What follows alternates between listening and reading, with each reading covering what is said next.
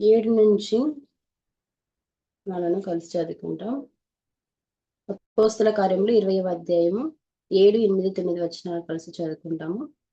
ఆదివారమున మేము రొట్టె విరుచుటకు కూడినప్పుడు పౌలు మరునాడు వెళ్ళనయుండి వారితో ప్రసంగించుచు అర్ధరాత్రి వరకు విస్తరించి మాట్లాడుచుండెను. మేము కూడియున్న మేడ గదిలో అనేక దీపములుండెను. అప్పుడు ఐతుకు అన్న ఒక యవనస్తుడు కిటికీలో కూర్చుండి గాఢ నిద్రపోయి పౌలు చాలాసేపు ప్రసంగించుచుండగా నిద్రాభారం వలన జోగి 3వ అంతస్తు నుండి క్రింద పడి చనిపోయిన వాడై ఎత్తబడెను. అంతటా పౌలు క్రిందికి వెళ్లి అతని మీద పడి కౌగిలించుకుని, మీరు తొందరపడకుడి, అతని ప్రాణం అతనిలోనున్నదని వారితో చెప్పెను. వాక్య భాగం కొరకై చిన్న ప్రార్థన చేసుకుంటాం. ప్రేమ నమ్మకం గల చివన దేవ శివాధిపతి, మరొకసారి ప్రభా ఉదయకాల సమయంలో మీరు ప్రేమించి మాకు ఇచ్చినటువంటి శ్రేష్టమైన సమయం కొరకై నీకు వందనములు. ప్రభా చేరి వచ్చినటువంటి నా పిల్లలందరి కొరకే మరొకసారి కృతజ్ఞతాస్తులు చెల్లిస్తా ఉంటున్నాను దేవా.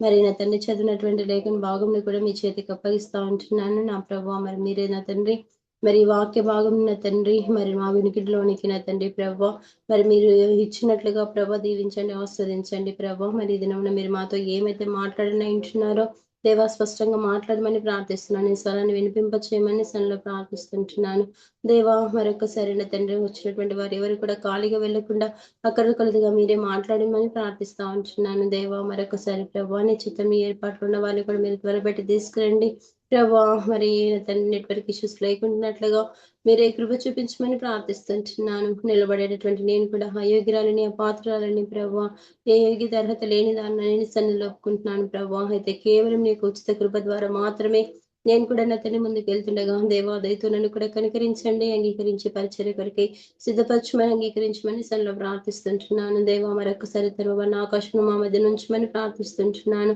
దేవా. యోహాను 4:34 సంపూర్ణంగా నెరవేర్చండి. లూకా 12:12 నెరవేర్చమని సన్నిలో ప్రార్థిస్తుంటున్నాను దేవా. మరి బిడ్డలు ఏ అక్కరతో అవసరతో ప్రభాని సన్నిధికి వచ్చింటున్నారో ప్రభా వారందరినీ నా తండ్రి ప్రభా వారి ఆత్మల బలప కావలసినటువంటి బలమును నా తండ్రి మీరే దయచేయమని, వారికి కావలసినటువంటి ప్రభావ మరి సమస్తం కూడా నీ ద్వారా పొందుకొని ఉన్నామన్నటువంటి ప్రభావ మరి ఆత్మ చేత వారు కూడా వెళ్ళగలిగినట్లు కృప చూపించమని సన్నిలో ప్రార్థిస్తుంటున్నాను దేవా. ముందున్న సమయాన్ని మరొకసారి చేతులకు అప్పగించుకుంటూ దేవా మరి దినంలో ప్రభా మాకు ఏదైతే నేర్పించాలంటున్నారో ప్రభా నేర్పించబోచున్నారని నమ్మి నీకు వందనములు చెల్లించుకుంటూ ముందున్న సమయాన్ని అంతటిని చేతులకు అప్పగించుకుంటూ మేలుకి జ్ఞాపకం చేసుకోమని యేసుక్రీస్తు ప్రభుల వారి శక్తి గల నామంలో స్తుతించి ప్రార్థించడి పొందుకుని ఉంటున్నాం తండ్రి, ఆమేన్. ఇక్కడ చదివినటువంటి లేఖన భాగంలో మనం గమనిస్తే అపోస్తల కార్యములు 20వ అధ్యాయము 7వ వచనంలో ఇక్కడ ఆదివారం సమయము మరి రొట్టె విరుచుట కొరకై కూడినటువంటి సందర్భం అన్నమాట. ఇక్కడ ఒక యవనస్తుడు కిటికీలో కూర్చొని వాక్యాన్ని వింటా ఉన్నాడు. పౌలు అక్కడ బోధిస్తా ఉన్నప్పుడు అక్కడ ఒక యవనస్తుడు కూడా వాక్యాన్ని వినడానికి చేరి రాగలుగుతా వచ్చింటున్నాడు. ఆ యవనస్తుని పేరు ఐతుకు. ఐతుకుని గురించినటువంటి చాలా సార్లు మనము విని ఉండవచ్చు. మరి పరిశుద్ధాత్మ దేవుడు ఈ దినంలో ఉదయకాల సమయంలో దేవుడు మీతో మాతో ఏ విధంగా మాట్లాడిన ఉంటున్నారనేది మరి చూసుకుంటూ ముందుకు వెళ్ళాము. ఈ యొక్క యవనస్తుడు ఐతుకు అన్నటువంటి మాటకు అర్థం ఏమిటంటే అదృష్టవంతుడు లేదా అదృష్టం అని అర్థం అన్నమాట. ఈ యొక్క యవనస్తుడు మరి తన జీవిత విధానాన్ని ఏ విధంగా మలుచుకుంటా వచ్చున్నాడు, ఏ విధంగా మరి ప్రభులో అతను కూడా ఆనందిస్తా వచ్చిన్నాడు, తన జీవిత విధానం ఏ విధంగా ఉంటా వచ్చిందనేది కొన్ని నిమిషములను మనం ధ్యానిస్తాము. అయితే చూస్తే 20వ అధ్యాయం 9వ వచనంలో అప్పుడు ఐతుకు అను ఒక యవనస్తుడు కిటికీలో కూర్చుండి గాఢ నిద్రపోయి పౌలు చాలాసేపు ప్రసంగించుచుండగా నిద్రాభారం వలన జోగి 3వ అంతస్తు నుండి కింద పడి చనిపోయిన వాడై ఎత్తబడెను. ఇక్కడ మనం గమనిస్తే ఇక్కడ పౌలు చాలా రాత్రి వరకు ప్రసంగిస్తా ఉంటున్నాడు. ఆయన మరి ప్రసంగిస్తా ఉన్న సందర్భంలో ఐతుకు గాఢ నిద్ర మరి వచ్చిన కారణం బట్టి అతడి క్రిందికి పడిపోయి చనిపోయి ఎత్తబడిన వాడుగా కనిపిస్తా ఉంటున్నాడు. అయితే మరి మొట్టమొదటిగా ఈ యొక్క ఐతుకులో మనం గమనించవలసినటువంటి లక్షణం ఏంటంటే అతడు గాఢ నిద్ర కలిగినటువంటి వాడుగా ఉంటా ఉన్నాడు. ఏ విధంగా గాఢ నిద్రని కలిగి ఉన్నాడు తన జీవిత విధానంలో అంటే ఇక్కడ అతనికి గాఢ నిద్ర అనేది మరి ఎందుకు తీసుకురాబడతా వచ్చిందంటే నిజంగా మరి గాఢ నిద్ర ఎప్పుడు వస్తుందంటే గాఢ నిద్ర దేని సూచిస్తా ఉందంటే ఆత్మీయ సోమరితనంను చూపించేదిగా ఉండగలుగుతా ఉంది. ఆత్మీయతలో ఎప్పుడైతే మనం స్థిరంగా మరి లేకుండా, ఆత్మీయతలో బలంగా లేకుండా ఉంటామో, అప్పుడు సాతానుడు మనకి ఏం తీసుకొని వస్తాడంటే మరి గాఢ నిద్రను తీసుకొని వచ్చేవాడుగా ఉంటాడు. ఆసక్తి లేని సమయంలో మనకేమొస్తుందంటే నిద్ర అనేది వస్తుంది. అయితే మరి చాలా సందర్భాల్లో మందిరాల్లో కూడా వాక్యం చెప్తా ఉన్నప్పుడు, అప్పుడు చాలా మంది మరి నిద్రించే వారుగా ఉంటున్నారు. ఎందుకంటే సాతానుడు వారికి ఆ విధమైనటువంటి గాఢ నిద్రను తీసుకొని వస్తాడు. దేవుని యొక్క వాక్యంని వినకుండా, ఆత్మీయంగా బలపరచబడకుండానట్లుగా గాఢ నిద్రను తీసుకొని వచ్చేటటువంటి వాడుగా ఉండగలుగుతా ఉంటున్నాడు. అయితే ఈ ఐదుకు కూడా ఇలాంటి గాఢ నిద్రను కలిగినటువంటి జీవితంలో మరి తను జీవించగలుగుతా ఉంటున్నాడు. తనకు మరి యవనస్తుడిగా ఉన్నాడు. మరి వాక్యం ఎంతో ఆసక్తిగా అందరూ వింటా ఉన్న సందర్భంలో మరి తను గాఢ నిద్ర పోయినట్టుగా మనం చూడగలుగుతా ఉంటున్నాము. అయితే ఈ గాఢ నిద్రను బట్టి మరి ఎలాంటి నష్టాలు ఉంటాయో చూద్దాము. చూడండి, సామెతల గ్రంథము 19వ అధ్యాయము, సామెతల గ్రంథం 19వ అధ్యాయం 18వ వచనం. బుద్ధి వచ్చునని 15వ వచనము, సోమరితనము గాఢ నిద్రలో పడవేయును, సోమరివాడు పస్తుపడి hinడును. ఇక్కడ గమనిస్తే సోమరితనం ఎలా ఉంటుందంట, గాఢ నిద్రలో పడవేస్తుందంట, సోమరివాడు పస్తుపడి hinడును. ఇక్కడ సోమరివాడుగా ఉన్నటువంటి వాడు పస్తు ఉండవలసినటువంటి అవసరం ఉంటుంది. ఎందుకంటే అతడు కలిగినటువంటి సోమరితనమును బట్టి లేదా గాఢ నిద్రను బట్టి మరి అతడు పస్తు ఉండవలసినటువంటి అవసరం ఉంటా ఉంది.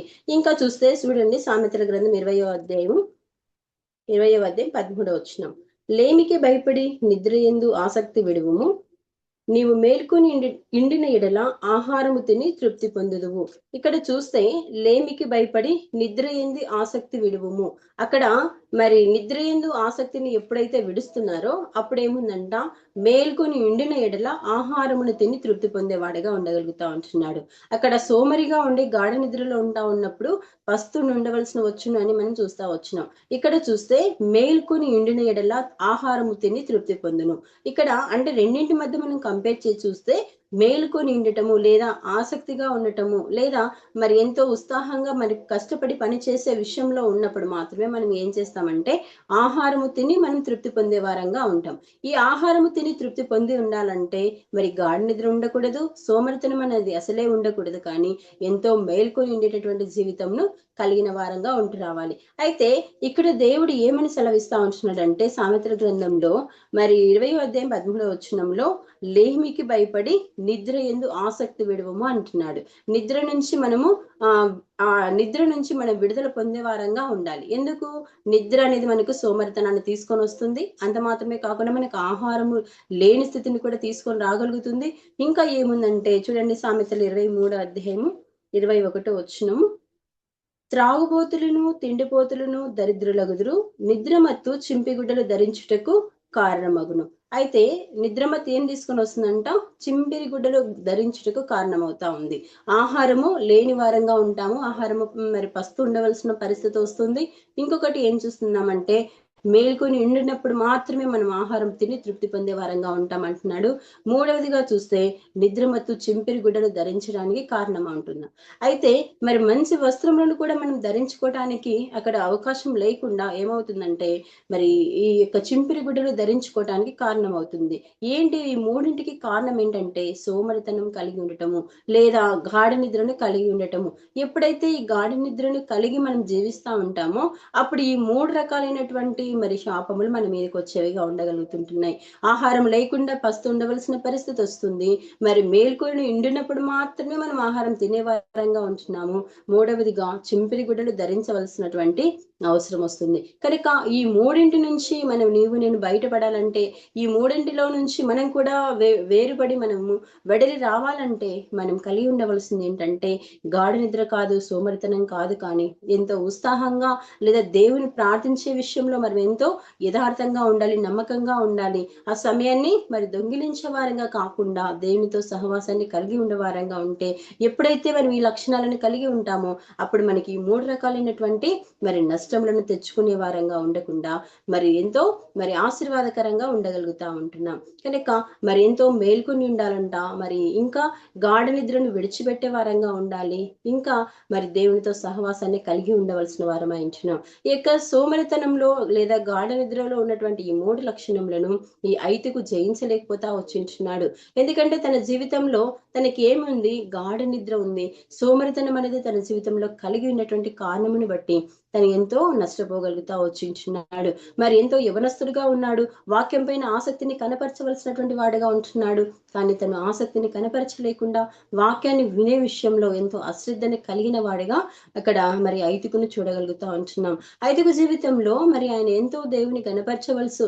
ఎందుకంటే యవన కాలంలో అనేక రకాలైనటువంటి మరి భారములను తగ్గిపోయేవిగా ఉండగలుగుతా ఉంటున్నాయి. మరి కొంచెం ఏజ్ వచ్చిన తర్వాత అవి ఎక్కువగా అయిపోవచ్చు. కానీ ఇక్కడ యవనస్తుడిగా ఉంటున్నాడు ఐతుకు.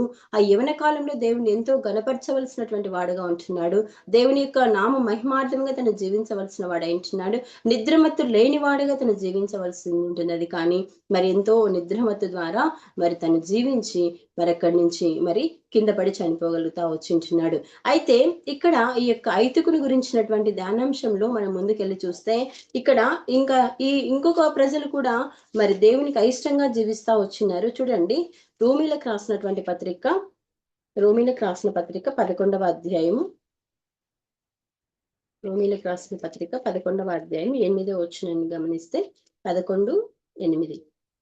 ఇందు విషయమై నేటి వరకు దేవుడు వారికి నిద్రమత్తు గల మనస్సును, చూడలేని కన్నులను, వినలేని చెవులను ఇచ్చి ఉన్నాడని వ్రాయబడి ఉన్నది. ఇది ఎవరిని గురించినటువంటి మాట అంటే ఇశ్రాయేల్ ప్రజలను గురించినటువంటి మాట. ఇందు విషయమై నేటి వరకు దేవుడు వారికి నిద్రమత్తు గల మనసును, చూడలేని కన్నులను, వినలేని చెవులను ఇచ్చి ఉన్నాడు. ఇక్కడ ఇశ్రాయేల్ ప్రజలు వారి అవిధేయతలను బట్టి, వారు చేసినటువంటి దేవునికి అయిష్టమైన కార్యములను బట్టి, వారికి దేవుని దృష్టిలో ఎంతో యథార్థంగా ఉండలేని స్థితిని బట్టి వారికి ఏముందంట? వారికి ఎంతో చూడండి నిద్రమత్తు కలిగినటువంటి మనసు ఉందంట, చూడలేని కన్నులు ఉన్నాయంట, వినలేని చెవులు కూడా వారి జీవితంలో కలిగి ఉంటా వచ్చిన్నారు. అయితే దేవుడు వారిని ఎంతో ప్రేమిస్తా వచ్చిన్నాడు. ఐగుప్తులో నుంచి వారిని ఆ బానిసత్వం నుంచి విడిపించే నిమిత్తం ఎంతో దేవుడు మరి మోషేను వాడుకొని చాలా రకాలైనటువంటి మరి విధానములు గుండా వారిని తీసుకొని వచ్చాడు. ఎర్ర సముద్రం దాటించారు. అనేక రకాలైనటువంటి మేలులను దేవుడు వారి పక్షాన చేస్తా వచ్చినప్పుడు మరి ఇశ్రాయేల్ ప్రజల యొక్క మనసు ఏ విధంగా ఉంటా వచ్చిందంటే దేవునికి అయిష్టమైనదిగా ఉండగలుగుతా ఉంటున్నది. దేవుని యొక్క కార్యములను వారు చూస్తున్నారు, దేవుని స్తుతిస్తా ఉంటున్నారు. కానీ అది కేవలం కొంత సమయం మాత్రమే ఆ విధంగా ఉండగలుగుతా ఉంటున్నది. కనుకనే వారి యొక్క జీవిత విధానం ద్వారా మరి దేవుడు ఏమని సెలవిస్తా ఉంటున్నాడంటే నిద్రమత్తు కలిగినటువంటి మనసును దేవుడు ఇచ్చాడంట. వినలేని చెవులను, చూడలేని కన్నులను కూడా దేవుడు వారికి అందిస్తా వచ్చింటున్నాడంట. మరి చూస్తే ఐగుప్తు నుంచి తీసుకురాబడతా వచ్చినప్పుడు 6 లక్షల కాల్బలం మరి అక్కడి నుంచి బయలు వెళ్ళగలుగుతా వచ్చింది. కానీ అక్కడ అంత దూరం నుంచి అంత ప్రయాసపడి అన్ని లక్షల మంది తీసుకురాబడతా వచ్చినప్పటికీ కూడా మరి చివరికి పాలు తేనెలు ప్రవహించే దేశంలో ప్రవేశించిన వ్యక్తులు ఎంతమంది అంటే కేవలం 2 మాత్రమే. ఆ 2 వ్యక్తులు మాత్రమే పాలు తేనెలు ప్రవహించే దేశాన్ని చూడగలుగుతా వచ్చింటున్నారు. అంటే మిగతా వారందరి పరిస్థితి ఏంటంటే వారందరూ కూడా ఇలాంటి విధానంలో ఉంటున్నారంటే దేవుని మాటను వినలోని స్థితిలో ఉంటా ఉన్నారు. విననొల్లని మనసు హృదయంలో వారు కలిగినటువంటి వారిగా ఉంటున్నారు. దేవుని యొక్క మాటకు వారు చెవి ఎగ్గలేనటువంటి స్థితిలో ఉంటున్నారు. దేవుని యొక్క కార్యములను వారు చూడలేనటువంటి స్థితిలో ఎంతో అవిధేయులుగా జీవించగలుగుతా వచ్చిన కారణమును బట్టి వారి జీవితంలో ఎంతో నష్టాన్ని తెచ్చుకున్నట్లుగా మనం చూడగలుగుతా ఉంటున్నాం. కనుకనే మరి దేవుడు ఇక్కడ ఈ ఇశ్రాయేల్ ప్రజలందరికీ వారు ఏమని మాట్లాడుతూ ఉంటున్నాడంటే ఇది వరకు కూడా వారి పట్ల ఇందు విషయమై నేటి వరకు కూడా వారికి ఇలాంటి మనసు కలిగిన వారిగా ఉండగలుగుతా ఉంటున్నారు. కనుక ఈ ఐతుకు జీవితంలో కూడా మరి ఇలాంటి మనసే కలిగి ఉంది. ఆ బిడ్డ కూడా దేవుని బల్ల దగ్గరికి సమీపిస్తా వచ్చింటున్నాడు. దేవుని బల్లలో అతను కూడా చెయ్యి వేయాలని ఆశతో వచ్చింటున్నాడు. దేవుని బిడ్డగా ఉంటున్నాడు. ఒక యవనస్తుడిగా ఉన్నప్పటికీ కూడా మరి తను ఎలాంటి మరి జీవితంలో జీవిస్తా ఉన్నాడంటే వినలేని చెవులను కలిగిన వాడిగా ఉంటున్నాడు. చూడలేని కన్నులు కలిగినటువంటి వాడుగా ఉంటున్నాడు. నిద్రమత్తు కలిగినటువంటి మనసును కలిగి మరి తను జీవిస్తా వచ్చింటున్నాడు. ఇలాంటి ఈ 3 నష్టాన్ని మరి తన జీవితంలో మరి కలిగిన వాడిగా ఉంటున్నాడు. కనుకని అటు నిద్రమత్తు కలిగి మరి పడిపోగలుగుతా వచ్చింటున్నాడు. అయితే ఇలాంటి యవన బిడ్డగా ఉంటున్నాడు, దేవుని యొక్క బిడ్డగా ఉంటున్నాడు, దేవుని సన్నిధికి సమీపిస్తా వచ్చింటున్నాడు, దేవుని వాక్యంని వింటా వచ్చినప్పటికీ తన జీవితంలో ఆత్మీయంగా బలపరచబడలేదు. ఆత్మీయంగా మరి చచ్చిన స్థితిలో ఉంటున్నాడు. ఆత్మీయంగా తన జీవితంలో ఏ విధంగా ఉందంటే అది ఎంతో స్థిరత్వము లేని స్థితి కనిపిస్తా ఉంటున్నది. యవన కాలంలోనే మరి దేవుని ఎంతగానో మహిమపరచవలసిన వాడిగా ఉంటున్నాడు. కానీ తన యవన కాలమును బట్టి మరి అతను ఏం చేయబడతా వచ్చినాడంటే దేవుని మహిమపరచడానికి ముందు మరి ఆ విధంగా చేయకుండా తన జీవితంలో గాఢ నిద్రను కలిగించుకుంటా వచ్చింటున్నాడు. ఆ గాఢ నిద్ర కలిగినటువంటి కారణమును బట్టి మరి తన జీవితంలో వాక్యమును విననొల్లని స్థితిలో, తన హృదయం మందు ఆ వాక్యంను భద్రపరచుకోలేని స్థితిలో ఉంటా వచ్చింటున్నాడు. కనుక మరి సోమరితనం వలన వచ్చేటటువంటి 3 లక్షణములను మనం చూసుకుంటా వచ్చినాం కదా. మరి నా జీవితం ఏ విధంగా ఉంది? ఉదయకాల సమయంలో దేవుడు ఐతికు ద్వారా నీతో నాతో మాట్లాడనయించున్నాడు. ఏంటి నీ స్థితి ఎలా ఉంది? ఒక విశ్వాసిగా ఉన్నావా? ఆత్మీయ క్రైస్తవురాలుగా ఉంటా ఉన్నావా? మరి పేరుకు మాత్రం ఆ విధంగా జీవిస్తా ఉంటే అది కేవలము వ్యర్థమే. మన శారీరక పరంగా మరి ఏదో విశ్వాసులం అని చెప్పుకోబోతుంటే సరిపోదు, కానీ మరి ఆత్మీయ స్థితిలో ఎలా ఉంటున్నాము? నిజంగా గాఢ నిద్రను కలిగినటువంటి వారంగా ఉంటున్నామా? సోమరితనంతో మనం జీవిస్తా ఉంటున్నామా? సోమరితనం వలన కనుక జీవిస్తే మనం కూడా ఎంతో నష్టాన్ని తెచ్చుకుంటాము. ఇశ్రాయేల్ ప్రజల వలె నేటి దినం వరకు కూడా మరి వారికి ఇచ్చినటువంటి ఆ వినలేని చెవులైతేనేమి, చూడలేని కన్నులైతేనేమి, నిద్రమతి కలిగిన మనస్సు అయితేనేమి దేవుడు నీకు నాకు కలిగించిన వాడిగా ఉంటాడు. ఎప్పుడైతే ఈ 3 రకాలైనటువంటి మనసులను మనం కలిగి ఉంటామో అప్పుడు మనము మరి దేవునికి అయిష్టమైన వారమే, దేవునికి దూరస్థులం అయిపోతాం. సాతానునికి మనం సమీపస్థులంగా ఉండగలుగుతా ఉంటున్నాం. కనుక మరి దేవుని దృష్టిలో మనము యథార్థంగా దేవునికి సమీపంగా నేను ఉండాలంటే మరి నిద్రమత్తును విడిచిపెట్టే వారంగా ఉండాలి. గాఢ నిద్రను విడిచిపెట్టే వారంగా ఉంటూ రావాలి. మరి అంత మాత్రమే కాకుండా మరి వారి జీవిత విధానము ద్వారా మరి ఐదుకు దేవుని ఘనపరచలేనట్టుగా మరి నేను దేవుని ఘనపరచలేని వారంగా ఉంటే ప్రయోజనం లేదు. కానీ నా మాట ద్వారా నా ప్రవర్తన ద్వారా దేవుని ఘనపరచవలసిన వారమైంచున్నాం. నీకు నాకు అప్పగించినటువంటి బాధ్యతలు మనం నమ్మకంగా మరి యథార్థంగా నీతి కలిగినటువంటి వారంగా మరి కలిగి ఉంటూ రావాలి. ఎప్పుడైతే మనము దేవుని సన్నిధిలోకి వచ్చి మరి నిద్రమతి నుంచి విడుదల పొందిన వారమై దేవుని యొక్క వాక్యం వైపు మన హృదయాన్ని కేంద్రీకరింప చేస్తాము, ఆ రోజు మనము నిజంగా ఆత్మీయంగా బలపరచబడే వారంగా ఉంటాము. మనలో ఉన్నటువంటి సాతాను క్రియలన్నీ కూడా లయపరచబడేవిగా ఉండగలుగుతా ఉంటున్నాయి. కనుక మరి నా జీవితంలో దేవునికి సంపూర్ణంగా మహిమపరిచేటటువంటి విధానంలో ఉండరావాలి. ఎప్పుడైతే మనము ఇలాంటి మరి నిద్రమతిని విడిచిపెడతామో అప్పుడు మాత్రమే దేవుని యొక్క కార్యములను మనము సంపూర్ణంగా చూడగలుగుతా ఉంటున్నాం. కనుక మరి దేవుడు మాట్లాడుతున్నటువంటి మాట ఏంటంటే ఈ నిద్రమతి నుంచి విడిచిపెట్టాలంట. చూడండి, మత్తయి సువార్తలో ఒక చక్కని మాట రాయబడింది. మత్తయి సువార్త 26వ అధ్యాయము, మత్తయి సువార్త 26వ అధ్యాయము 41వ వచనము. మీరు శోధనలో ప్రవేశించుకుంటున్నట్లు మెలకువగా ఉండి ప్రార్థన చేయుడి, ఆత్మ సిద్ధమే గాని శరీరము బలహీనమని పేతురుతో చెప్పి. ఇక్కడ మరి శోధనలో ప్రవేశించుకుంటున్నట్లుగా ఏం చేయాలంట? మెలకువగా ఉండి ప్రార్థన చేయాలి. ఎప్పుడైతే మెలకువగా ఉండి ప్రార్థన చేస్తామో అప్పుడు మాత్రమే మన ఆత్మ మరి బలపరచబడేదిగా ఉండగలుగుతా ఉంది. మన ఆత్మ బలంగా ఉండాలంటే మెలకు కలిగిన జీవితము ఎంతైనా అవసరమైనది. ఐదుకు ఇలాంటి మెలకు కలిగిన జీవితం లేకుండానే ఆత్మీయంగా మేలు పొందలేకపోతా వచ్చినాడు. ఆత్మీయంగా అతను మరి బలమును పొందలేక స్థిరంగా ఉండలేని స్థితిలో ఉంటా వచ్చినాడు. కనుక మరి నన్ను దేవుడు ఏమని హెచ్చరిస్తా ఉంటున్నాడంటే మీరు శోధనలో ప్రవేశించకుండానట్లుగా మెలకువగా ఉండి ప్రార్థన చేయండి. ఎప్పుడు కూడా మనము మెలకువతో ఉండి ప్రార్థన చేసేటటువంటి అనుభవం కలిగి ఉన్నప్పుడు మాత్రమే ఆత్మీయంగా బలపరచబడతాం. కనుక మరి ఐదుకు జీవించినట్టుగా అటు గాఢ నిద్ర, అటు సోమరితనము మనం కూడా కలిగి ఉండకుండా మెలకువ కలిగి ప్రార్థన చేసే వారంగా ఉండాలి. రెండవదిగా చూస్తే ఐదుకు కలిగినటువంటి రెండవ లక్షణం ఏంటంటే చూస్తే అతడు క్రిందికి పడిపోయినటువంటి వాడుగా ఉండగలుగుతా ఉంటున్నాడు. ఏ విధంగా అతడు క్రిందికి పడిపోగలుగుతా వచ్చిండంటే చూడండి, అపోస్తుల కార్యములు 20వ అధ్యాయము 9వ వచనంలో అప్పుడు ఐతుకు అని ఒక యవనస్తుడు కిటికీలో కూర్చుండి గాఢ నిద్రపోయి పౌలు చాలాసేపు ప్రసంగించుచుండగా నిద్రాభారం వలన జోగి 3వ అంతస్తు నుండి క్రిందికి పడి చనిపోయిన వాడై ఎత్తబడెను. అక్కడ మరి 3వ అంతస్తు నుండి అతడు కింద పడి చనిపోగలుగుతా వచ్చింటున్నాడు. మరి క్రిందికి పడిపోయేటటువంటి జీవితం, క్రింద పడడం అనేది దేన్ని సూచిస్తా ఉందంటే అది ఆత్మీయ క్షీణతకు అక్కడ సూచనగా ఉండగలుగుతా ఉంది. ఆత్మీయత అనేది అక్కడ చల్లారిపోయినటువంటి స్థితిలో మనం చూడగలుగుతాం. ఆత్మీయ జీవితము ఎంతో వేసారిపోయినది, దేవునికి మరి అంగీకార యోగ్యమైనదిగా కాక సాతానునికి చోటిచ్చినదిగా మనం చూడగలుగుతా ఉంటున్నాం. మరి చూస్తే మరి చాలా సందర్భాల్లో పడిపోయినటువంటి స్థితిని మరి చూసే వారంగా మనం ఉంటున్నాం. చూస్తే పరిశుద్ధ గ్రంథం బైబిల్లో కూడా మరి ఉంటున్నది. కొన్ని ఏ విధంగా ఎక్కడెక్కడ మరి మనుషులు పడిపోగలుగుతారంటే చూడండి, సామెతల గ్రంథము 11వ అధ్యాయము, సామెతల గ్రంథం 11వ అధ్యాయము 5వ వచనం గమనిస్తే యథార్థవంతుల నీతి వారి మార్గములను సరళం చేయును, భక్తిహీనుడు తన భక్తిహీనత చేతనే పడిపోవును. అయితే ఇక్కడ చూస్తే భక్తిహీనుడు ఎక్కడ పడిపోతుండంట? తన భక్తిహీనత చేత పడిపోయేవాడిగా ఉండగలుగుతా ఉంటున్నాడు. మరి భక్తిహీనులుగా ఉన్నటువంటి మరి ఈ ఐతుకు చెప్పడానికేమో విశ్వాసిగా ఉన్నాడు. కానీ తన జీవితం ఏమో ఏ విధంగా ఉంది?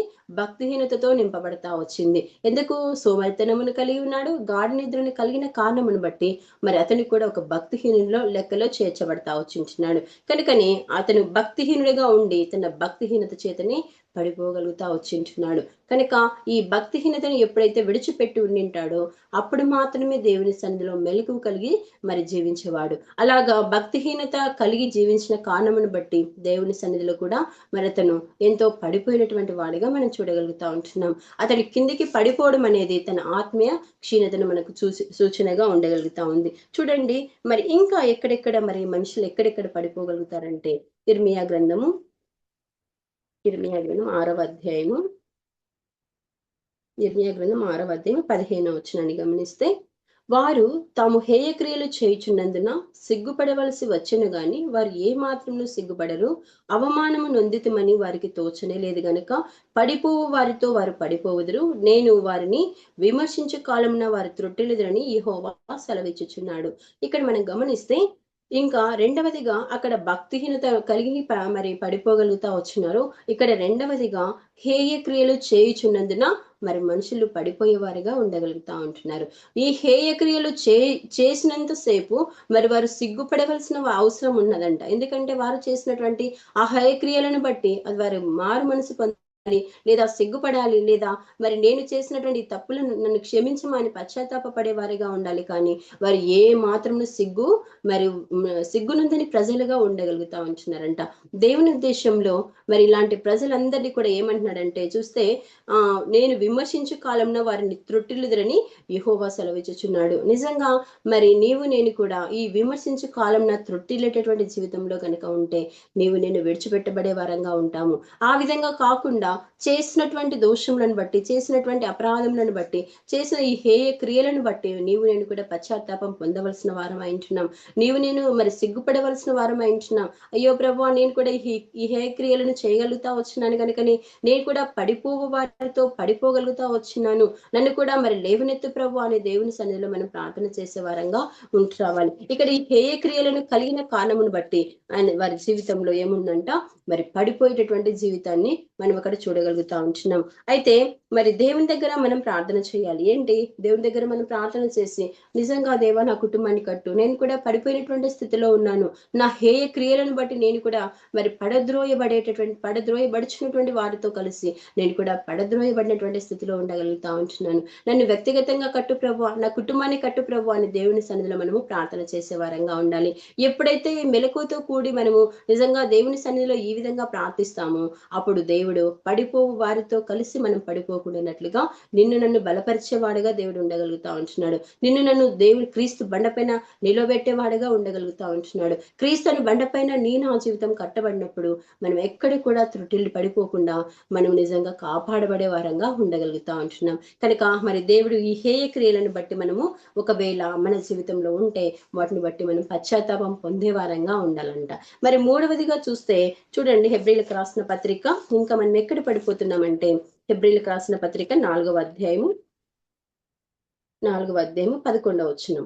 కాబట్టి అవిధేయత వలన వారు పడిపోయినట్లుగా మనలో ఎవడినూ పడిపోకుండా ఆ విశ్రాంతిలో ప్రవేశించుటకు జాగ్రత్త పడదుము. ఇక్కడ మూడవదిగా ఎక్కడ పడిపోతున్నారంటే అవిధేయత వలన పడిపోయేవారుగా ఉండగలుగుతా ఉంటున్నారు. అక్కడేమో మొట్టమొదటిగానేమో భక్తిహీనత చేత పడిపోతా వచ్చినారు. రెండవదిగా హేయ క్రియలను బట్టి పడిపోతా వచ్చినారు. ఇక్కడ మూడవదిగా అవిధేయతలను బట్టి మరి పడిపోయేవాడేవారుగా ఉండగలుగుతా ఉంటున్నారు. కనుక ఈ యొక్క అవిధేయత జీవితం అనేది మనిషిలో చాలా నష్టాన్ని తీసుకొని వస్తుంది. ఎప్పుడైతే మనము దేవునికి అవిధేయులంగా జీవిస్తామో, అయిష్టంగా జీవిస్తామో అప్పటికి మన జీవితం ఏమవుతుందంటే సాతానుకు సమీపంగా ఉంటుంది, సాతానునికి మహిమకరంగా ఉంటుంది, దేవునికి అవమానకరంగా మనము జీవించే వరంగా ఉంటాము. నిజంగా మరి ఆదామును చూస్తే కూడా అక్కడ వారి అవిధేయత వలననే వారిని ఆజ్ఞను అతిక్రమించి పాపం చేయగలుగుతా వచ్చింటున్నారు. కనుక నా జీవితంలో ఇటు అవిధేయత జీవితము ఉండకూడదు. ఎందుకంటే ఈ అవిధేయత జీవితంలో కలిగి ఉన్నప్పుడు మనకి అక్కడ ఏముందంటే దేవుని యొక్క విశ్రాంతిలో ప్రవేశించలేకుండా కాకుండా మనము విడిచిపెట్టబడే వారంగా చేయబడతాము. కనుక దేవుడు నిన్ను నన్ను కూడా ఏమని హెచ్చరిస్తా ఉంటున్నాడంటే, నా విశ్రాంతిలో ప్రవేశించినట్లుగా అవిధేయత జీవితం నుంచి విడిచిపెట్టుమని చెప్తా ఉంటున్నాడు. నీవు నేను కూడా అవిధేయత జీవితంలో విడిచిపెట్టాలి. దేవుని యొక్క విశ్రాంతిలో మరి బడి నిమిత్తమై మనం ముందుకు కొనసాగే వారంగా జీవించాలి. ఎక్కడ కూడా మరి దేవునికి అవిధేయులంగా ఉండకూడదు. మన జీవిత విధానంలో వ్యక్తిగతంగా, కుటుంబంగా మరి దేవుని సంపూర్ణంగా గణపరిచే విషయంలో మరి ఎక్కడ కూడా అవిధేయతను కనపరచకూడదు. దేవుడు ఏ మాటైనా మరి ఎవరి ద్వారానైనా సెలవిచ్చినప్పుడు మరి వెంటనే మనం దాన్ని అంగీకరించే వారంగా ఉండాలి. అంత మాత్రమే కాకుండా మన జీవితంలో అలవర్చుకునే వారంగా, దాన్ని మాత్రమే నెరవేర్చే వారంగా ఉండాలి. విని విడిచిపెట్టడం కాదు, కానీ నిజంగా దేవుడు ఈరోజు నాతో మాట్లాడినాడు, ఈ రోజు మాట్లాడినటువంటి మాటను బట్టి నేను కూడా విధేయత చూపిస్తానని దేవుని సన్నిధిలో మనము మరి అవిధేయులంగా కాకుండా దేవుని మహిమపరిచే వారంగా నేను జీవించవలసిన వారమై ఉంటున్నాం. కనుక మరి అవిధేయత వలన పడిపోయేటటువంటి వారితో నేను పడిపోకుండా దేవుని యొక్క విశ్రాంతిలో మరి ప్రవేశించాలని దేవుని కోరిక ఉంటున్నది. కనుక మరి అవిధేయులంగా కాక దేవునికి విధేయత కలిగినటువంటి వారి వలె జీవించాలి. ఇంకా చూద్దాం, చూడండి ఇంకా ఎక్కడ మనం పడిపోగలుగుతున్నామంటే 2వ పేతురు రాసిన పత్రిక 3వ అధ్యాయము 2వ పేతురు రాసిన పత్రిక 3వ అధ్యాయము 17వ వచనంలో, ప్రియులారా, మీరు ఈ సంగతులు మీకు ముందుగా తెలుసుకొని ఉన్నారు గనుక మీరు నీతి విరోధుల తప్పు బోధల వలన తొలగింపబడి మీకు కలిగిన స్థిర మనస్సును విడిచి పడిపోకుండా కాచుకొని ఉండుడి. ఇక్కడ మనం ఇంకా ఎక్కడ పడిపోతున్నామంట? తప్పుడు బోధల వలన మనము పడిపోయే వారంగా ఉండగలుగుతా ఉంటున్నాం. ఇక్కడ తప్పుడు బోధలు మరి నిజంగా నేను కూడా దేవుని యొక్క వాక్యంను మన హృదయంలో ఉంచుకున్నప్పుడు, లేదా దేవునితో మనం సహవాసం కలిగి ఉన్నప్పుడు మాత్రమే ఈ తప్పు బోధలను మనము గ్రహించే వారంగా ఉంటాం. ఇప్పుడు చూస్తే లోకంలో చాలా రకాలైనటువంటి తప్పుడు ప్రచారాలు, తప్పుడు బోధలు మనకు ప్రత్యక్షం అవుతా ఉంటున్నాయి. అయితే నేను కూడా దేవుని యొక్క వాక్యంను మరి ఎంతో శ్రద్ధగా విన్నప్పుడు, లేదా శ్రద్ధగా ధ్యానించినప్పుడు మాత్రమే తప్పుడు బోధలేంటి, లేదా మరి ఇది సత్య బోధన లేకపోతే అబద్ధపు బోధన అనేది మనం గ్రహించగలుగుతాం.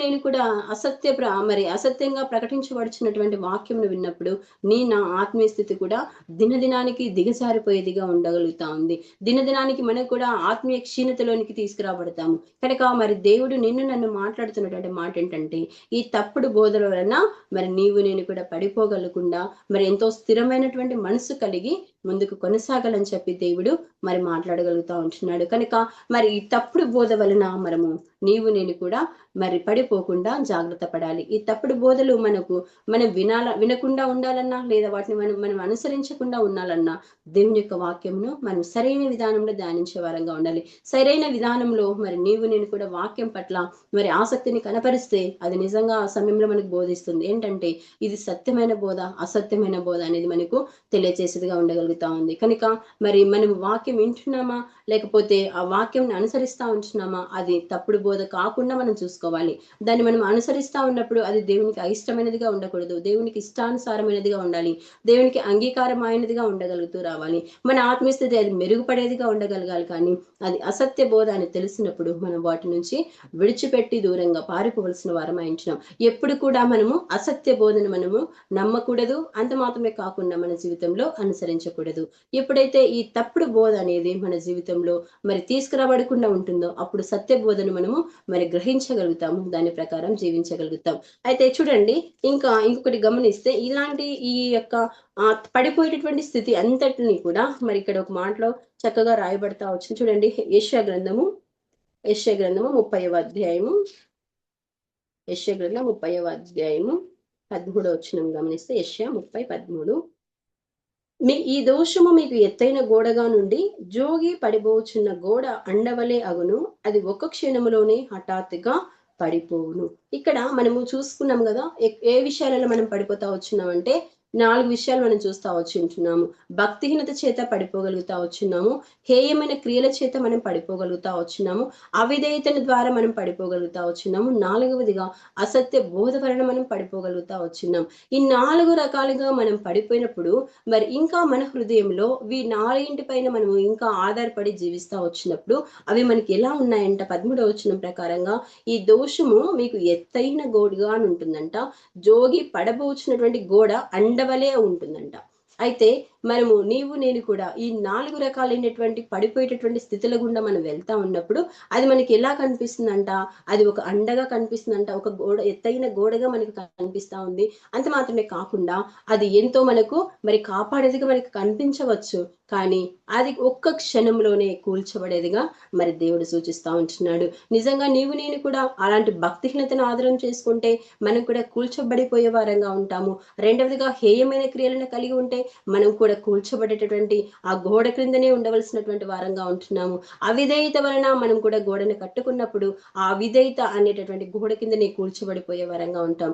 నాలుగవదిగా మరి అసత్య బోధను మనం నమ్మితే అక్కడ కూడా మనము కూల్చబడిపోయే వరంగా ఉంటాము. నిజంగా దేవుడు నిన్ను నన్ను కూడా ప్రేమించింది ఇందు నిమిత్తం కాదు. నీ 4 రకాలైనటువంటి ఈ యొక్క హేయ క్రియల ద్వారా దోషభరితమైన పాపపూరితమైనటువంటి క్రియలలో నీవు నేను ఇక్కడ నశించుకోవటం దేవునికి ఇష్టం లేకని ఆయన నిన్ను నన్ను ఎంతో విస్తారంగా ప్రేమిస్తా వచ్చిన్నాడు. తన కృపను ఎంతో మంది ఎడల వెల్లడి చేయగలుగుతా వచ్చింటున్నాడు. నిన్ను నన్ను కూడా విడిచిపెట్టకుండా మరి ఎంత ఘోర పాపలమైనా సరే ఎంతో ప్రేమించి తిరిగి తిరిగి తిరిగి మనల్ని ఎంతగానో మరి ఆయన హత్తుకునేవాడుగా ఉంటున్నాడు. మన పాపంలోని దోషంలోని కూడా క్షమించేవాడిగా ఉండగలుగుతా ఉంటున్నాడు. కనుక ఈ 4 రకాలైనటువంటి పడిపోయేటటువంటి స్థితిలో నీవు నేను కనుక జీవిస్తే మరి దేవుని సన్నిధి నుంచి దూరపరచబడే వారంగా ఉంటాము. కనుక దేవుని ప్రేమను నీవు నేను కూడా ఎరిగినప్పుడు మరి దేవుని సన్నిధిలోనికి తిరిగి సమకూర్చబడే వారంగా ఉంటాం. చూడండి, మరి సామెతల గ్రంథం 24వ అధ్యాయంలో ఒక మాట రాయబడింది.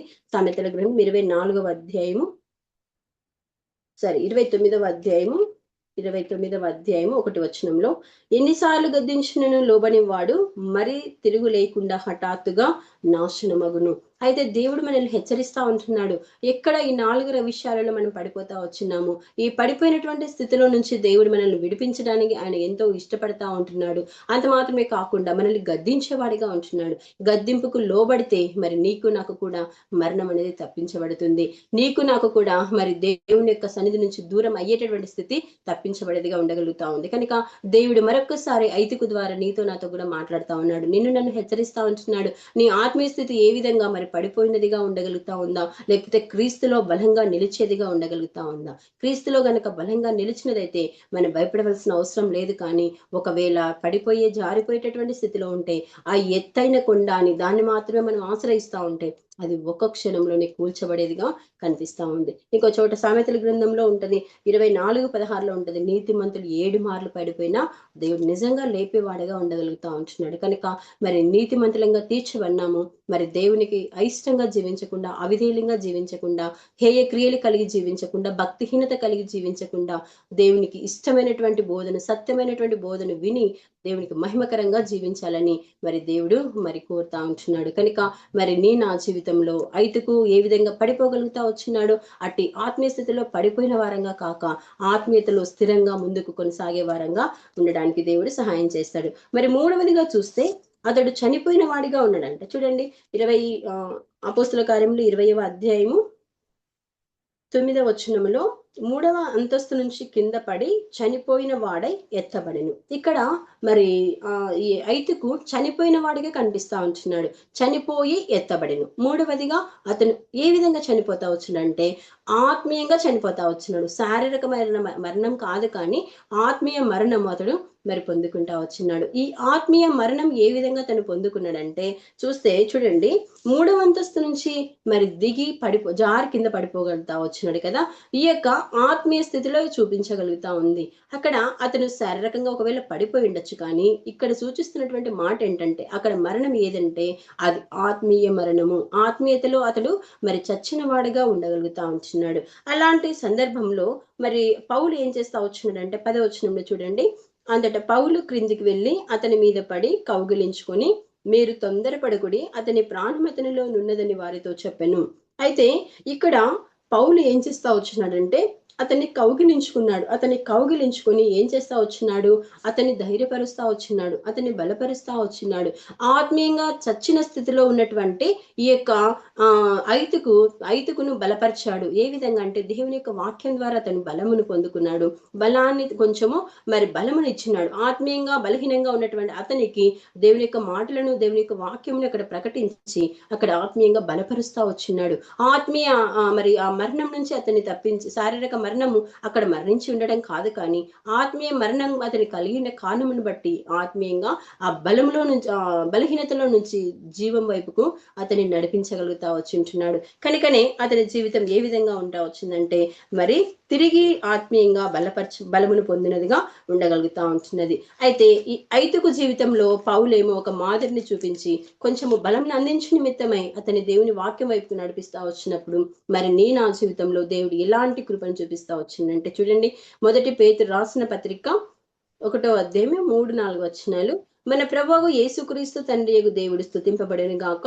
మృతులలో నుండి యేసుక్రీస్తు తిరిగి లేచుట వలన జీవముతో కూడిన నిరీక్షణ మనకు కలిగినట్లు, అనగా అక్షయమైనదియు నిర్మలమైనదియు వాడబారనిదియు నైన స్వాస్థ్యం మనకు కలిగినట్లు ఆయన తన విశేష కనికరము చొప్పున మనలను మరలా జన్మింపచేసెను. నిజంగా నీవు నేను కూడా ఇట్టి అనుభవం కూడా తీసుకురావడాలి. ఎందుకంటే ఆయన నిన్ను నన్ను కూడా ఎంతో ప్రేమిస్తా వచ్చినాడు. తన విశేష కనికరమ చొప్పున మనల్ని జ్ఞాపకం చేసుకున్నాడు. అక్షయమైనది వాడబారనిది ఎంతో మహిమాయుక్తమైనటువంటి సంతోషం నా జీవితంలో మనకి ఇచ్చుట కొరకై ఆత్మీయంగా మరి మరణించినటువంటి నా స్థితిని బట్టి ఆత్మీయంగా మనం ఎప్పుడో కూడా చనిపోయినటువంటి వారమే. నిజంగా మన పాపములను బట్టి అపరాధములను బట్టి చనిపోయినటువంటి స్థితిలో ఉన్న నిన్ను నన్ను కూడా దేవుడు జ్ఞాపకం చేసుకుని తన విశేష కనికరమ చొప్పున మనకు మరి జీవంతో కూడిన నిరీక్షణను మనకు దయచేస్తా వచ్చింటున్నాడు. జీవంతో కూడిన నిరీక్షణ నా జీవితంలో పొందుకున్న కారణమును బట్టి మరి నీవు నేను కూడా ఇప్పుడు మరి ఎంతో సంతోషంతో దేవుణ్ణి మనం ఘనపరచవలసిన వారమై ఉంటున్నాం. దేవునికి ఎల్లప్పుడూ కూడా మనము కృతజ్ఞతలు చెల్లించే వారంగా రావాలి. ఎందుకంటే జీవంతో కూడినటువంటి నిరీక్షణ నీకు నాకు కూడా దయచేస్తా వచ్చింటున్నాడు. ఇటు నిరీక్షణ పొందినటువంటి నీవు నేను కూడా మరి ఏ విధంగా చేయబడాలంటే చూడండి, కొలస్సీలకు రాసిన పత్రిక 3వ అధ్యాయం 1వ వచనాన్ని గమనిస్తే, కొలస్సీలకు రాసిన పత్రిక 3వ అధ్యాయం 1వ వచనం. మీరు క్రీస్తుతో కూడా లేపబడిన వారైతే పైనున్న వాటిని వెదుకుడి, అక్కడ క్రీస్తు దేవుని కుడి పార్శ్వమందు కూర్చొని ఉన్నాడు. నిజంగా మరి నీవు నేను కూడా క్రీస్తుతో పాటు లేపబడినటువంటి అనుభవం కలిగినప్పుడు 1 పేతురు 1:4 ప్రకారంగా మరి నీవు నేను కూడా క్రీస్తుతో తిరిగి లేపబడతా వచ్చినప్పుడు నీవు నేను కూడా క్రిందికి పడిపోయే వారంగా, ఆత్మీయంగా చనిపోయిన వారంగా కాకుండా పైనున్న వాటిని వెదికే వారంగా ఉండాలి. పైనున్నటువంటి వాటిని అంటే పరలోక సంబంధమైనటువంటి వాటిని మాత్రమే మనము మరి ఆసక్తితో అపేక్షించాలి. వాటిని మాత్రమే మనం వెదికి వాటి కొరకై మనం జీవించే వారంగా రావాలి. ఎప్పుడైతే మరి నీవు నేను ఆ విధంగా జీవిస్తాము, దేవునికి ఇష్టమైన వారంగా మనం జీవిస్తాము, దేవునితో కూడా లేపబడిన అనుభవం కలిగి జీవిస్తాము, అప్పుడు మాత్రమే మనము పైన వాటిని వెదికే వారంగా ఉంటాము. ఇక్కడేమో ఐతుకు ఆత్మీయంగా చనిపోయినప్పుడు పౌలు ఏం చేస్తా వచ్చునంటే పౌలు అతన్ని బలపరిచి అతనికి ముందుకు మరి నడిపించి ఆత్మీయ స్థిరత్వంలోనికి తీసుకోగలుగుతా వచ్చింటున్నాడు. మరి నీవు నేను కూడా కూల్చబడతా వచ్చినప్పుడు లేదా మరి పాపములను బట్టి మరి కిందికి పడిపోయినటువంటి స్థితిలో, ఆత్మీయంగా చనిపోయినటువంటి స్థితిలో ఉన్నటువంటి నిన్ను నన్ను కూడా దేవుడు మరి ఆయన లేపినాడు. తిరిగి లేపి మనల్ని ఏం చేస్తా వచ్చిండంటే జీవముతో కూడిన నిరీక్షణ మన జీవితంకి అనుకూలపరుస్తా వచ్చినాడు. అంత మాత్రమే కాకుండా మనల్ని కూడా ఎక్కడ నిలబెడతా వచ్చినాడంటే క్రీస్తు బండ పైన నిలబెట్టి పైన వాటిని వెదికేటటువంటి అనుభవంలో మరి మనల్ని నిలబెడతా వచ్చింటున్నాడు. కనుక ఇంకా మనము ఆత్మీయంగా చనిపోయినటువంటి వారి వలె వారి క్రియలను కలిగి మనం జీవిస్తే మరి దేవుడు ఇంత ప్రయాసపడినందుకు ఏ మాత్రం కూడా ప్రయోజనం ఉండదు. కనుక మరి నీవు నేను కూడా ఏ విధంగా ఉండాలంటే నీవు నేను దేవునికి మహిమకరంగా జీవించాలి. పైనున్న వాటిని మాత్రమే మనం వెదికే వారంగా ఉండాలి. భూ సంబంధమైన వాటి కొరకే మనం ప్రయాసపడకూడదు, కానీ పరలోక సంబంధమైనటువంటి వాటి నిమిత్తమై మనం ప్రయాసపడే వారంగా కూడా ఉండాలి. అయితేకేమో ఆత్మీయంగా పడిపోయినప్పటికీ పౌలు తిరిగి లేపి ఏ విధంగా స్థిరంగా నిలబెడతా వచ్చినాడు దేవుడు నిన్ను నన్ను కూడా ఆత్మీయంగా పడిపోయినప్పటికీ మనల్ని కూడా తిరిగి లేపగలుగుతా వచ్చినాడు. అక్కడ పౌలు కేవలం మాట ద్వారానే అక్కడ బలం పొందుకుంటా వచ్చినాడు, కానీ ఐదుకును బలపరిచాడు. కానీ మరి ప్రభు అని యేసుక్రీస్తు ప్రభు వారు నీ కొరకై నా కొరకై ఆయన ఎంతో త్యాగం చేస్తా వచ్చినాడు. ఎంతో శిల్వ మరణం పొందినంతగా ఆయన విధేయత చూపించగలుగుతా వచ్చింటున్నాడు. తన శరీరంలో ఒక్క చుక్కని రక్తం ఉంచుకొనకుండా ఆయన మన కొరకై దారులుగా మరి కాల్చగలుగుతా వచ్చింటున్నాడు. ఎంత గొప్ప ప్రేమ అండి దేవునికి. నిజంగా మరి పౌలు మాటల ద్వారానే అక్కడ బలపరిస్తే దేవుడు తన ప్రాణంను పెట్టి మనల్ని బలపరిచి తన యొక్క ఆత్మీయతలు స్థిరపరచగలుగుతా వచ్చింటున్నాడు. కనుక మరి ఆత్మీయంగా ఇంకా పడిపోయినటువంటి స్థితిలో, ఆత్మీయంగా చల్లారిపోయినటువంటి స్థితిలో, దిగసారిపోయినటువంటి స్థితిలో కనుక నీవు నేను ఉంటే మరి దేవుడు మరొక్కసారి నన్ను ప్రేమతో ఆహ్వానిస్తా ఉంటున్నాడు. నా ప్రియ బిడ్డ, ఇదిగో ఈ రోజు నిన్ను ప్రేమిస్తా ఉన్నాను, నీ కొరకే నేను ప్రాణం పెట్టాను నాన్నమ్మ, దయతో నా దగ్గరికి రా, నీ కూడా నా సన్నిధిలో ప్రార్థన చేస్తే నేను కూడా నిన్ను మరి నేను క్షమిస్తాను, నీ పాపములన్నీ కూడా, నీ దోషములన్నీ, నీ అతిక్రమములన్నీ కూడా నేను తుడిచిపెడతాను, నీకు కావాల్సినటువంటి నిత్య జీవము నేను అందిస్తానని చెప్పి దేవుడు మనల్ని ప్రేమించేవాడుగా ఉండగలుగుతా ఉంటున్నాడు, మనల్ని పిలిచేవాడుగా ఉండగలుగుతా ఉంటున్నాడు. కనుక మరి పైన వాటిని వెతికే అనుభవం నీకు నాకు కూడా ఉందా? లేకపోతే ఇంకా భూ సంబంధమైన వాటిపైన మనం మనసు నుంచుకొని దేవుని కార్యములను మనం నిర్లక్ష్య పెడతా ఉంటున్నామా? మరి ఐతుకు చనిపోయినట్టుగా మరి మనం కూడా చనిపోయినటువంటి జీవితంలో లేకుండా జీవంతో కూడా నిరీక్షణ కలిగి క్రీస్తు కొరకై మరి జీవించాలి. 4వదిగా చూస్తే చూడండి, మరి అతను ఏం చేస్తా వచ్చిందంటే బల్లలో చేయి వేయగలుగుతా వచ్చిందంట. 4వ లక్షణంగా బల్లలో చేయి వేస్తా వచ్చినాడు. అపోస్తుల కార్యములు 20వ అధ్యాయము 11వ వచనంలో అతడు మరలా పైకి వచ్చి రొట్టె విరిచి పుచ్చుకొని తెల్లవారు వరకు విస్తారముగా సంభాషించి బయలుదేరెను. ఇక్కడ చూస్తే అతడు ఆత్మీయంగా చనిపోయిన వాడని మనం చూస్తా వచ్చినాం కదా. ఎప్పుడైతే ఆత్మలో బలమును పొందుకున్నాడో, ఈ ఆత్మలో బలమును పొందుకున్న తర్వాత మరి అతడు లేచి ఏం చేస్తా వచ్చినంట, దేవుని యొక్క బలలో చేయి వేయగలుగుతా వచ్చినాడు. దేవుని యొక్క బలలో చేయి వేసి మరి అక్కడ ఏం చేశాడంట, తెల్లవారు వరకు విస్తారంగా సంభాషిస్తా వచ్చినాడు. ఈ పడిపోయినటువంటి స్థితి నుంచి మరి లేపబడిన తర్వాత తను ఏం చేస్తా వచ్చినాడంట, దేవుని యొక్క బలలో, దేవుని యొక్క బల్లకు సాదృశ్యంగా ఉన్న శరీరము రక్తంలో పాలు పంపులు పొందిన వాడిగా చూడగలుగుతా ఉంటున్నాము. మరి నిజంగా ఎంతో గొప్ప మరి ధన్యతను తిరిగి తను పొందుకోగలుగుతా వచ్చినాడు మనం చూస్తా వచ్చినాం కదా. మరి ఇంకా నీవు నేను కూడా ఇలాంటి పాపపూరితమైనటువంటి జీవితంలో జీవిస్తూ, దేవునికి అయిష్టంగా జీవిస్తూ, ఎక్కడైతే ఇంకా మనం పాపంలో నుంచి విడుదల పొందలేకపోతుంటున్నామో, ఎక్కడ నిజంగానే నీ బంధించబడ్డాను, నాకు ఈ బంధకాల నుంచి నేను విడుదల రాలేకపోతా ఉంటున్నాను, ఏ బంధకాలు గుండా నీవు వెళ్తున్నావో, ఏ బంధకాలు గుండా నిజంగా నేను విడుదల పొందలేకపోతుంటున్నాను, నేను ఇంకా మనసులో కుమిలిపోతా ఉన్నావు, దిగులుగా ఉంటా ఉన్నావు, దేవుడు ఉదయకాల సమయంలో అంటున్నాడు, నిజంగా నేను కూడా నిన్ను విడిపిస్తాను, నీ బంధకములన్నింటిని కూడా నేను తెంచివేసే వాడగా ఉండగలుగుతా ఉంటున్నాను, నిజంగా నీవు నా సన్నిధికి రా అని చెప్పి దేవుడు మనల్ని ఆహ్వానించేవాడిగా ఉంటున్నాడు. అపోస్తుల కార్యములు 12వ అధ్యాయంలో చూడండి, ఒక మాట రాయబడింది. అపోస్తుల కార్యములు 12వ అధ్యాయము 7వ వచనంలో, అపోస్తుల కార్యములు 12:7. ఇదిగో ప్రభు దూత అతని దగ్గర నిలిచెను, అతడుండిన గదిలో వెలుగు ప్రకాశించెను, దూత పేతురు ప్రక్కన తట్టి త్వరగా లెమ్మని చెప్పి అతని లేపగా సంకెళ్ళు అతని చేతుల నుండి ఊడిపడెను. అప్పుడు దూత అతనితో, నీవు నడుము కట్టుకొని చెప్పులు తొడుగుకొనుమనెను. అతడలాగు చేసిన తర్వాత దూత, నీ పై వస్త్రము పైన వేసుకుని నా వెంబడి రమ్మని అతనితో చెప్పెను. నిజంగా ఇక్కడ చూస్తే పేతురు కూడా చెరసాలలో బంధించబడతా వచ్చినాడు.